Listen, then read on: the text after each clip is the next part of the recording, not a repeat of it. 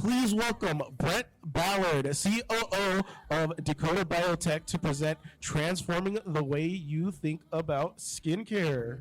Good morning, everyone. Thanks for coming. It's great to see all you here this morning. So the topic of my presentation this morning is transforming the way we think about skincare. And over the next 30 minutes, I'm going to share with you some insights as to why we need to change our thinking about skincare.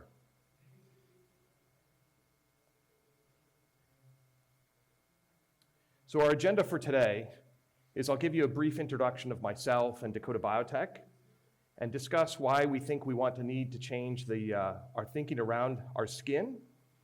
We'll discuss our skin microbiome, what is it, and why is it so important for skin health. And then also, I'll share with you some results of our clinical research, and then discuss with you why this has importance and relevance for you as skin health professionals. So a little bit about me. I've spent 30 years in the healthcare industry. I've worked for pharmaceutical companies, OTC products, through consumer packaged goods, medical device and med tech companies. And that's been across the spectrum from small startups to Fortune 500 firms. And I'm currently the Chief Operating Officer of Dakota Biotech. A quick bit on Dakota Biotech. We were founded in 2017 with one simple concept, which was to improve the health of human microbiomes. We developed technology to keep topical live probiotics alive and viable without the need for refrigeration. And we were granted a patent for this technology in 2021. So why are we starting to think about skincare differently? Well, the answer is quite simple. We have new tools and technology that we can use to assess our skin DNA and understand it like we never have before. So back in 1990, on the left-hand side of the graph there, the National Institutes of Health funded the Human Genome Project. When we mapped the human genome and completed that created and launched a whole new era of development around commercialization around genetics testing, and genetics treatment. The economic impact of what transpired has been in the billions. And a great example of this, if you think about the early stages chemotherapy products, they literally were designed to kill all the cells, both cancerous and non-cancerous cells. And then as we learned more and more about the DNA, we were able to do targeted gene therapy.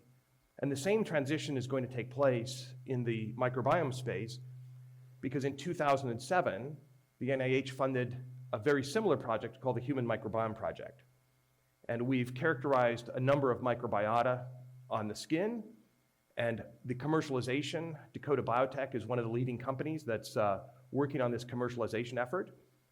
And what will happen now is we will literally change how we think about skin and skin health, and the products that we use and we think about will go through a rapid transformation.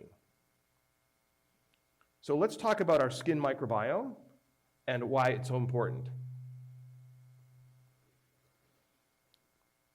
So in a room of skin health professionals, it's really unlikely that I'm going to teach you much about the skin that you don't already know. But what I want to focus on is that top layer right there. That's the skin microbiome. And that's this invisible layer of billions of friendly microorganisms that live in a balance on the skin flora. But thanks to the Microbiome Project, and we now have DNA sequencing technology available that will help us learn how important the microbiome is to our skin health. Now, you're likely familiar with DNA sequencing technology because of companies like Ancestry.com or 23andMe. What you'll do is you collect the bacteria, you collect your DNA through a swab. You can't see the DNA, but then you put it in your little test tube, you send it back to a specialized lab, they do an analysis, and they give you insights into you like you've never had before. And now we can do the same thing on the skin DNA. And what we've learned is that there is a direct relationship between the skin and the skin microbiome. And so the health of our skin microbiome directly affects the health of our skin And you cannot improve the skin health without also increasing or improving the health of the skin microbiome. So our skin microbiome, so we know when our skin microbiome is healthy because we can actually see it visibly on our skin. You know, our skin feels smooth and supple. It looks more hydrated. It feels softer. It looks brighter. That's when we know that our skin microbiome is in balance. But we do an awful lot of things in this world to harm the symbiosis of the microbiome. You know, we apply chemicals to the skin microbiome daily, which damage the bacteria. Think about things like makeup and things like fragrances we put on. We wash off the bacteria with harsh chemicals, and we strip the microbiome, strip the good bacteria off of our skin. We starve it by not giving it the nutrients and food and vitamins that it needs to thrive and survive. We also can go out in the Las Vegas sun here and bake the bacteria in the skin, in the sun. And then we can also decide just to wipe out all the bacteria completely by applying things like hand sanitizer. So in reality, what we've done in our daily lives, we actually spend more time making our skin sick than we make it, than we spend making it better. And so we cannot see our skin microbiome, so how do we know it when it's unbalanced? And our body is very good about giving us feedback. We just have to understand what it's telling us. So how does our body tell us when we've had maybe just a little bit too much to drink, right? We feel a little bit tipsy. Next morning, maybe we feel a little nauseous. Maybe we've got a splitting headache. That's our body telling us, maybe we don't imbibe quite so much as we should have the night before. And our skin is no different. An unbalanced skin microbiome manifests itself in very, very visible skin conditions, which you as skin health professionals always try to treat. These are things like acne and eczema and dermatitis, and aging skin, sun-damaged skin. So that's when our skin is really telling us, hey, our skin microbiome is out of balance, fix it. And so can we get a raise of hands of individuals that are seeing more and more clients with skin sensitivity? Let's keep your hands raised. What about inflammation-based conditions? So we're seeing more and more skin sensitivity, we're seeing more and more inflammation. So why do we all think this is happening? What's changed in our lives? Well, we've drastically changed the way we live. Air pollution in cities is introducing new types of bacteria into our skin microbiome that typically isn't there. Warmer climates change the skin temperature and the moisture levels. Greater exposure to the sun kills more bacteria that our skin requires. We're using more and more hand sanitizer that wipes out all types of bacteria, which allows more opportunistic pathogens to grow and flourish. And we've created a lot of skincare products before we had the technology to understand what the impact on the microbiome actually is. And stress also reduces our immune response that makes us more susceptible to skin infections. And so what's happened over the past 30 years or 50 years, we've seen a marked decrease in the amount of beneficial bacteria in your skin microbiome. Now, correspondingly, we've seen an increase in sensitivity and inflammation-based conditions. And this isn't just happening in the United States, this is happening on a global scale. So our skin microbiomes are very consistent with other parts of nature. So a wildfire essentially destroys the entire forest ecosystem. After the wildfire, the forest regrows a well-ordered species. Weeds grow first because they're more opportunistic, and then larger plants and trees grow to fill out the ecosystem. And our skin microbiome is essentially the same. So after we wash our skin with a harsh cleanser or expose it to a challenging preservative, we wipe out all of the bacteria on our skin. That's the wildfire. And then we just sort of hope that the bacteria grows back at the appropriate rate.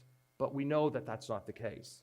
Opportunistic bacteria grows faster than slower, more beneficial bacteria. And what we've learned at Dakota Biotech is that we can seed the skin with good probiotics, good bacteria, that will help reestablish the normal skin flora, and that will not leave the next sort of bacterial growth to chance. So I'd like to spend just a couple minutes talking about some of the clinical research that we've completed at Dakota Biotech. This study looked at what happens to the skin microbiome when we apply an alcohol-based hand sanitizer. So these slides should not be surprising to you. You're looking at the bacterial load prior to application, and then day 1, day 2, day 3 after application. So hand sanitizer is doing exactly what we would expect it to do. It's destroying or getting rid of most of the bacteria on our skin. This study was done over 3 days, and it was applied 8 times per day. So we tried to mimic what was the application of hand sanitizer in a healthcare setting. Now remember the forest slide? This is what hand sanitizer is doing to the skin microbiome. It's the wildfire. And what's happened is, what we've learned is that the challenging and the more opportunistic pathogens grow back more quickly. And that's why now 25% of healthcare workers in the United States have atopic dermatitis on their hands. Because every day they go to work, they are literally wiping out all of the good bacteria on their skin. So no surprise at our conclusion, application of alcohol-based hand sanitizer kills 80 to 90% of the total bacteria found on the skin.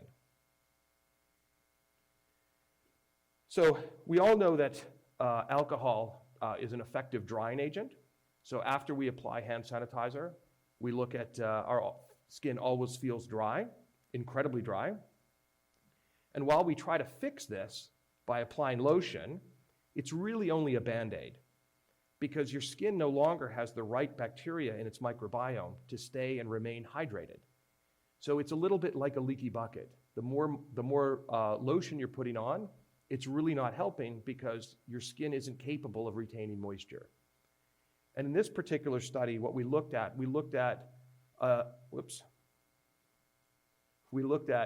a control group, which was essentially standard hand sanitizer, and a product over here that had our product of live probiotics within it. And what you see is, in this particular, there was a meaningful difference in the amount of water loss after application. And in our product, where we had the live probiotics added to the formulation, we did not see a statistically significant decrease in water loss. So the conclusion we drew from this study is that the introduction of live probiotics into the skin microbiome helps the skin stay more hydrated. So the next study we did was we looked at the bacteria regrowth, and we looked at specifically acne bacteria. So we compared a typical acne cleanser with a cleanser that we consider to be microbiome friendly. And the typical acne cleanser acts much like hand sanitizer. It wiped out both the good and the bad bacteria. It literally stripped away the skin microbiome. So think back to that forest slide, right? What did we learn? When there's open space available, the more opportunistic pathogens are going to grow back more quickly. And that's exactly what we're seeing here. Because the blue line is the typical cleanser, and you can see that after 4 hours, we're seeing a regrowth of acne bacteria. And like, well, how can that be? We stripped off all the bacteria, right? But we left enough acne bacteria, and we removed too much of the good bacteria, which allows the acne bacteria to over-colonize again. So when there's open space available and there's no competition for resources, those opportunistic pathogens are going to grow back much more quickly.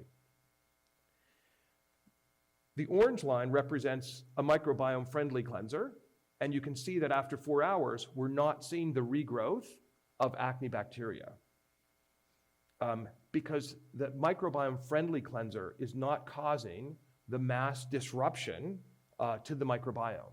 So it's leaving some of the good bacteria intact, which also helps control the bad actors.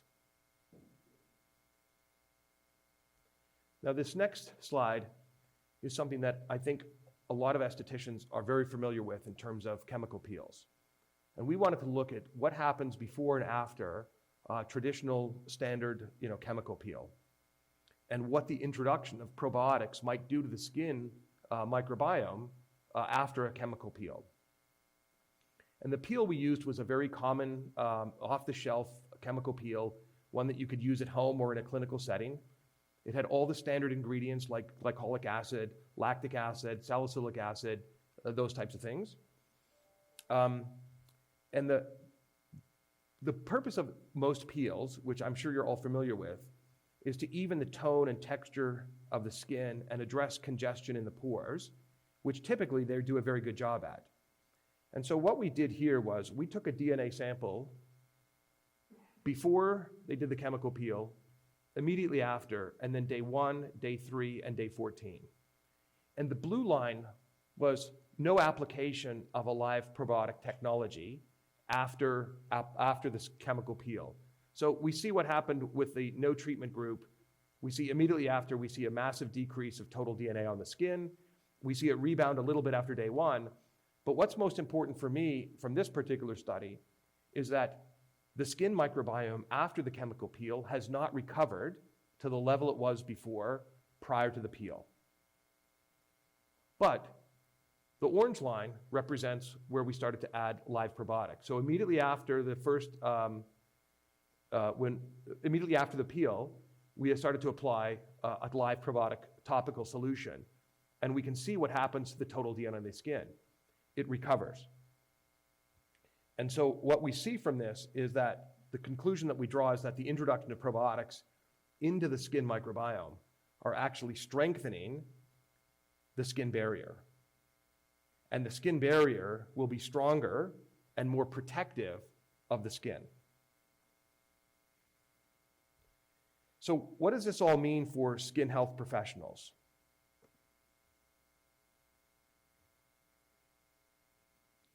Well, like a lot of things in life, balance is key.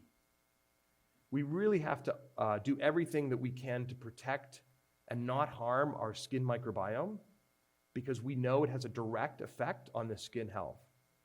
We have to have a balance, have to do everything we can to sustain and maintain the delicate balance of the beneficial bacteria and the disruptive bacteria. So here are 4 things that we can do. Let's start off by, let's just avoid ingredients that can harm the microbiome. We have to be vigilant. We have to study the product labels and understand what the ingredients are. Now, that's a big challenge given that first word on the first bullet. I mean, if I can't pronounce it, it's likely not going to be good for my skin barrier. The reason all of these ingredients are actually in the product has got nothing to do with the skin health. It's because they're easy to use in manufacturing, they're readily available, they're easy to attain, and they're usually inexpensive.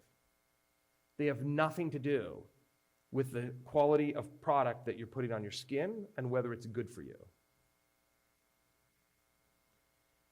The second thing we need to do is, we've all been trained to look for certifications on products that help us make decisions on which ones to use.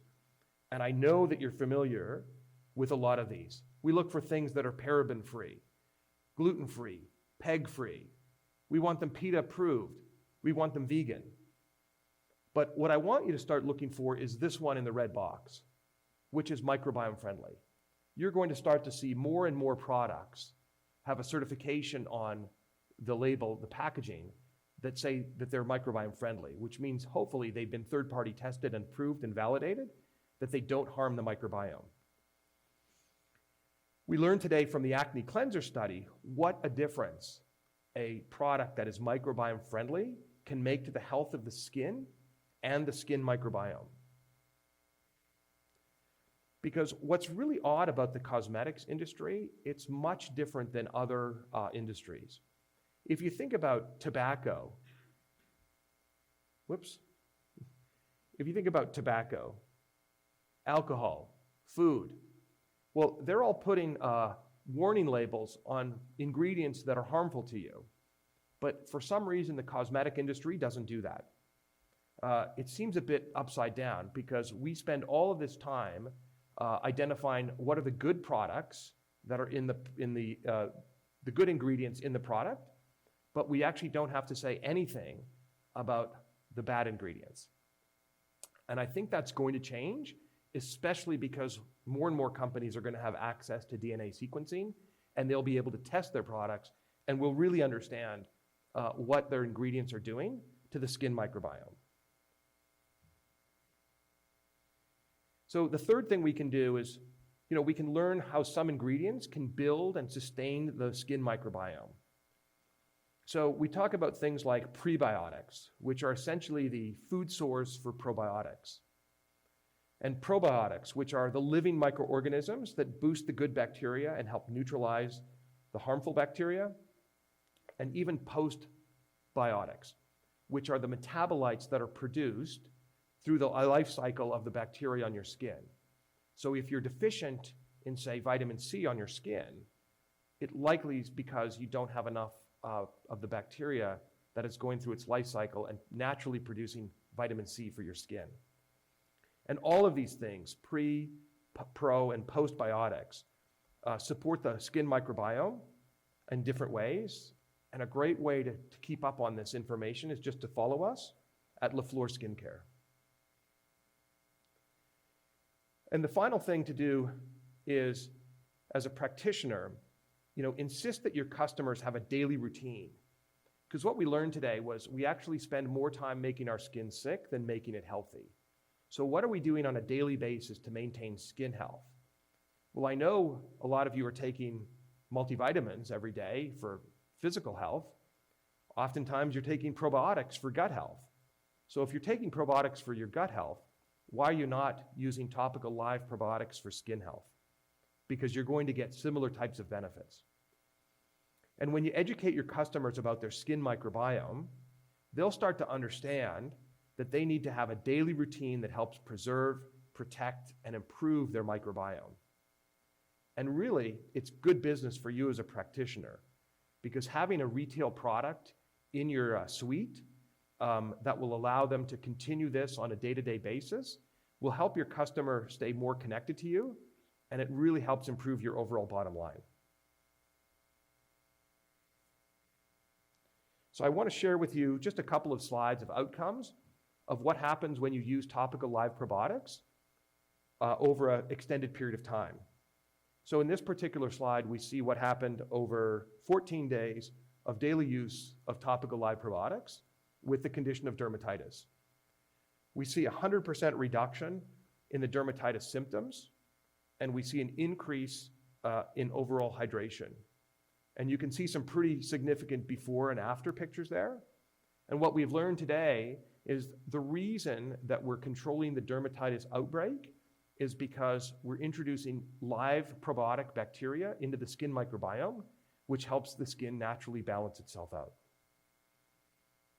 Same sort of application here for acne. Again, 14 days of topical live probiotics. We see a 50% reduction in acne symptoms, and we see a 25% decrease in inflammation. And again, some pretty significant before and after pictures. And this is after only 14 days of topical probiotic use. So I want to leave you with one view of healthy versus unhealthy skin. And again, the unhealthy microbiome creates an unhealthy skin. The microbiome that's balanced creates a healthy skin and a skin immune system and helps preserve the overall skin barrier. Because as we've learned today, there's a direct correlation between the skin and the skin microbiome. The health of our skin microbiome directly affects the health of our skin. And you cannot improve your skin health without improving the health of the skin microbiome. So one last bit of exciting news is that the same type of DNA tests that we use in all of our clinical studies will soon be available to you as practitioners and for your customers. So if you'd like to come by and talk with us at our booth, you'll be able to understand how you can utilize these tests, diagnostic tests at the DNA level to help you better service your clients and your customers. Thank you very much for your time today. I appreciate the opportunity to be here.